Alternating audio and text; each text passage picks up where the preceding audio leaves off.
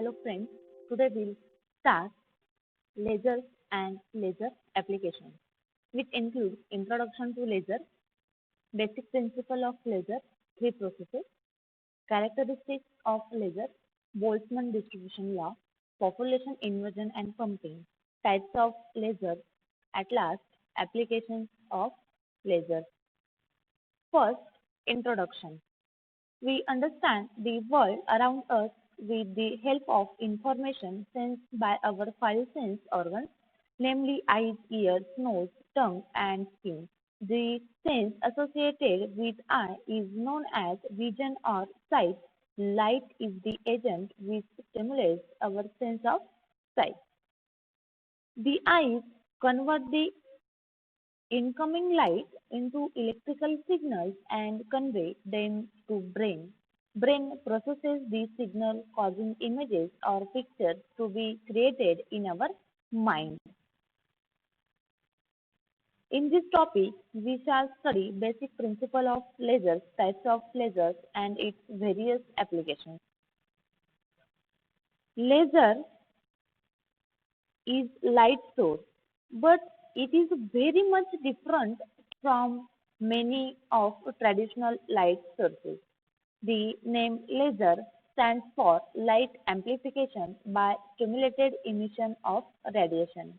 In 1917, Einstein established the existence of stimulated emission in black body radiation. This concept of stimulated emission given by Einstein later became the backbone of laser physics.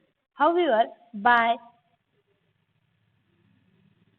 However, for over 30 years after the birth of stimulated emission concept, it was used for producing laser beam. Today, different types of lasers such as solid state and gaseous state lasers are used for producing light at frequencies from the far infrared to the ultraviolet regions. The dimensions of a laser devices can range from the size of tiny grain to that of a large building. The process of transfer of energy from atom to light is not possible from classical point of view. However, the possibility arises if the interactions of light with medium is considered from the point of view of quantum mechanics. A laser is light source that utilizes quantum processes for its operation. In order to understand the working principle of lasers, we must know how emission and absorption of light take place. First is absorption and emission of light. To understand the concept of absorption and emission of light by or from the material and the meaning of the term atom in excited state, consider an example of hydrogen atom. The hydrogen atom contains only one electron and this electron is continuously revolving in first orbit. Okay, without radiating energy. Without radiating energy. In such a situation, the hydrogen atom is said to be in the ground state having energy E1. Okay. Then the ground state is a stable state.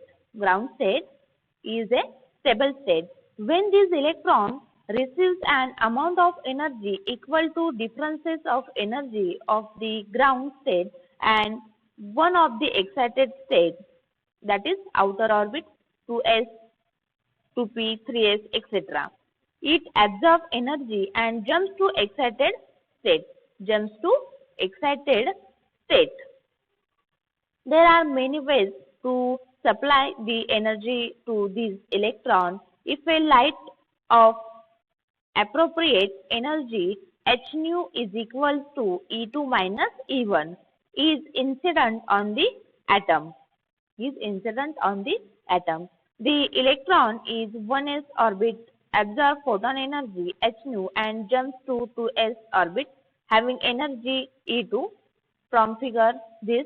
Second, In such a case, atom is said to be in excited state having energy E2. It should be noted that if electron is excited to 2p orbit, then atom is also in the excited state having energy E3. The energy in excited state can be E2 or E3 or E4 etc. depends on incident energy and the place of excited electron in the orbit 2s, 2p, 3s etc. The excited electron cannot stay in the outer orbit ground state. While coming to the ground state, electron emits a photon of energy h nu is equal to E2 minus E1. This is visualization of emission of light according to Bohr's theory. This type of emission of light which occurs on its own is known as spontaneous emission. The light that we usually see coming from electric bulb, fire, sun, candle, etc. is due to spontaneous emission process. Next, basic principle of laser absorption. Three processes. First is absorption. Basic principle of laser. To explain three processes, let us consider a medium consisting of identical atoms. Let the medium be such that atoms can be excited from the energy level E1 to the energy level E2 by absorption of photons of energy h nu is equal to E2 minus E1. Absorption. Suppose a photon of energy h nu. Suppose a photon of energy h nu is incident on an atom in lower energy level E1. The photon is absorbed by the atom and it jumps to excited state E2. Jumps to excited state E2. Shown this figure, raising or pumping of atoms from a lower to higher energy level through the processes of absorption of light is known as optical pumping. The transition is known as induced absorption or stimulated absorption or simply absorption. Corresponding to each absorption transition, one photon disappears from the incident light and one atom is added to excited state E2. These processes may be expressed as A plus h nu to A, where A is equal to atom in lower energy state E1 and A star is atom in excited energy state E2. The number of atoms per unit volume that makes upward transition from the lower level E1 to the upper level E2 per second is called the rate of absorption transition and it is given by R absorption is equal to minus dN1 upon dt, where minus dN1 upon dt is represents the rate of decrease of population at the lower energy level E1. The rate of absorption transition can be also be represented by the rate of the increases of population and at the upper level E2. Therefore, R absorption is equal to dN2 upon dt or R absorption is equal to minus dN1 upon dt is equal to dN2 upon dt. Equation number first. The number of absorption transition occurring in the material at any instant will be proportional to the population in the lower level N1 and the number of photons per unit volume in the incident beam P of nu. Hence, the rate of absorption can also be expressed as R absorption is equal to B12 P of nu into N1. Equation number second, where B12 is a constant of proportionality and which is also known as Einstein coefficient for induced absorption. It represents probability of transition from state E1 to E2. At thermal equilibrium, the population in the lower state is very large as compared to the higher energy state. Therefore, as light propagates through the medium, it gets absorbed. Second is spontaneous emission.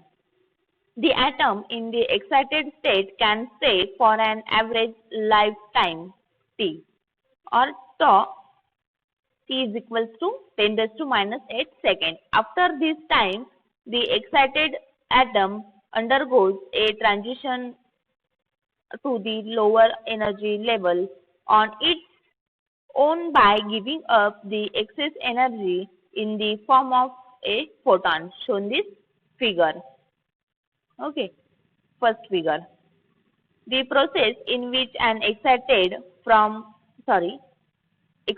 atom emits a photon by itself and without any external triggering is known as a spontaneous emission. The process is represented as A star to A plus H nu equation number first. The rate of spontaneous transition is given by RSP is equals to minus dN2 upon D2 is equals to N2 upon DSP equation number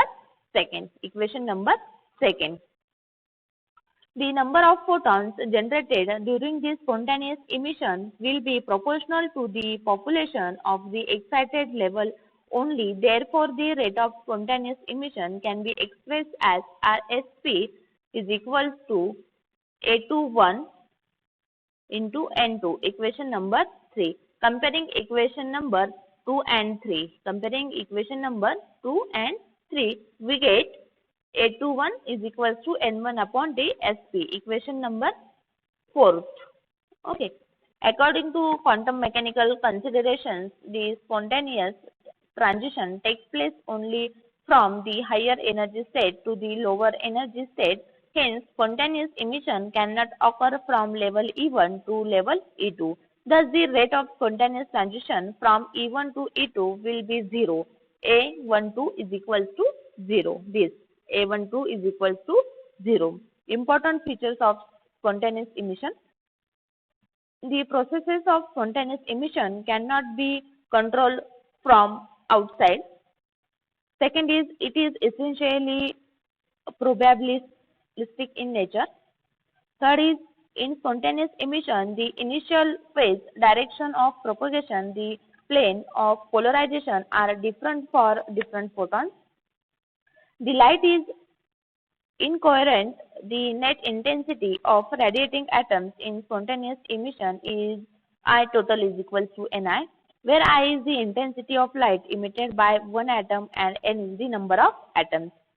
Then last is, the light is not monochromatic. Third is stimulated emission. If a photon with appropriate energy h nu is equal to E2 minus E1, interacts with the excited atom, it can trigger the atom to undergo transition to the lower level by emitting another photon shown this figure.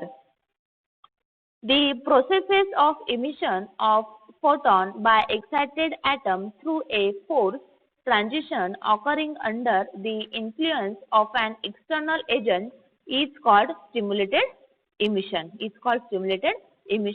The process can be represented as A star plus H nu is equal to A plus 2 H nu.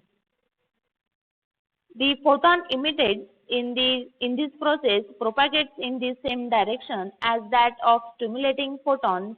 The emitted photon has exactly the same frequency and phase as those of incident photons. Therefore, light produced in this process is directional, coherent and monochromatic. This gives the radiation of a much greater intensity as compared to the light from an ordinary source.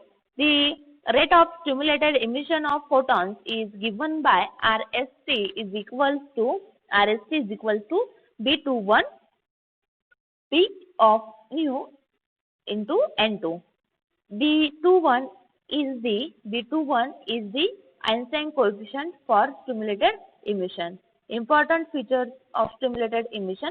The process of stimulated emission can be controlled from outside. Second is the photon in this process propagates in the same direction as that of stimulating photon.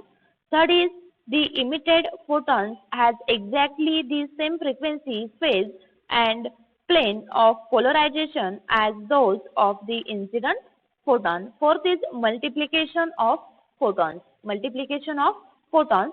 In this process of stimulated emission, the multiplication of photons takes place when one photon hits the excited atom. There are two photons emerging. These two photons are in phase and travel along the same direction. These two photons stimulated two excited atoms in their path and reduce to total four photons which are in phase and travel along the same direction shown in this figure. These four photons can stimulate for excited state. These four photons which are in phase and travel along the same direction. These four photons can stimulate four excited atoms and generate 8 photons.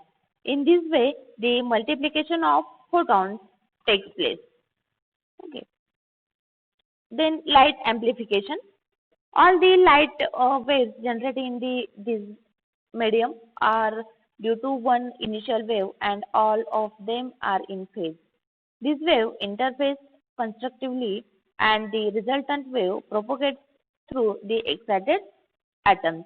The amplitude of resultant waves increases continuously as more and more stimulated waves join it. Therefore, intensity of light gets amplified. Thank you.